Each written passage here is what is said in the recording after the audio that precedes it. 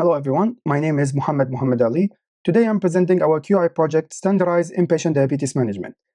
Inpatient diabetes management can seem routine, but in practice, it is one of those everyday hospital problems that quietly drive complications, prolonged admissions, and create avoidable harm. Let's get started. This slide shows the difference between the before QI project and the guideline-based state. Before this QI project, diabetes management on the medicine service was not standardized. There was an existing set in the EMR, but it was incomplete because it did not properly support the basal bolus approach. Because of this, treatment often depends on the provider, their level of training, their comfort with the insulin, and how busy the service was. As a result, many patients were treated with the sliding scale alone. This is a reactive approach. Let's treat high glucose after it happened, instead of preventing it. This is important because both of hyperglycemia and hypoglycemia can harm patients. They are associated with a longer hospital stay, higher risk of infection, readmissions, and mortality. In comparison, the guideline-based approach is more organized and safe. It recommends basal bolus insulin with correctional dosing, a more complete and standardized EMR order set, and consistent hypoglycemia protocols. It also recommends avoiding the use of sliding scale insulin alone in non-critically ill patients. Our chart review showed this gap clearly. Before the intervention, there was an order set, but it did not include a clear basal bolus structure. Hypoglycemia protocol use was inconsistent, and there was limited structure education for resident and nursing staff. So this was not only a provider issue, it was also a system issue.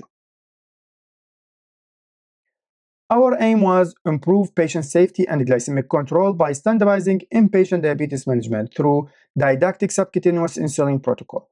Our SMART goal was to increase the use of standardized basal bolus insulin order set for non-critically ill diabetes patients by at least 20% within the first 24 hours of admission over 3 months. This goal was specific and measurable. It's also focused on the early part of hospitalization, where treatment decisions are very important. For this project, we used the IHI model for improvement. We performed a multidisciplinary root cause analysis. We include resident, nursing, and pharmacy. This helped us to understand why insulin management was inconsistent. Second, we used PDSA cycles to build and improve our intervention step by step. Third, we worked on workflow integrations. This was important because even a good protocol may fail if it does not fit daily clinical practice.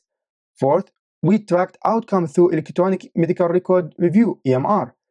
This helped us to see if the intervention was actually being used. We are waiting for the data. This method allowed us to move from identifying the problem to testing practical solutions. For baseline data, we reviewed 178 patients. The results showed a clear problem. 64%, or 114 out of 178 patients, were managed with the sliding scale insulin alone. Only 31%, or 55 out of 178, were started with the basal or long-acting insulin within the first 24 hours. Also, there is 5% or 9 patients had no insulin order at all without documentation. These results showed that evidence-based insulin management was not being used often enough. Instead, sliding scale insulin alone was still very common. Our fishbone analysis showed 4 main causes. First, tools. There was a multiple order set, but all were lacked basal bolus insulin order, and this caused confusion. Second, knowledge. Some resident has less confidence with the insulin dose calculation and adjustment. Third, workflow. On a busy inpatient service, providers often choose the fastest option, which was often sliding scale alone. Fourth, culture. Blood glucose trends were not regularly reviewed on rounds, so diabetes management was not always addressed in the proactive way.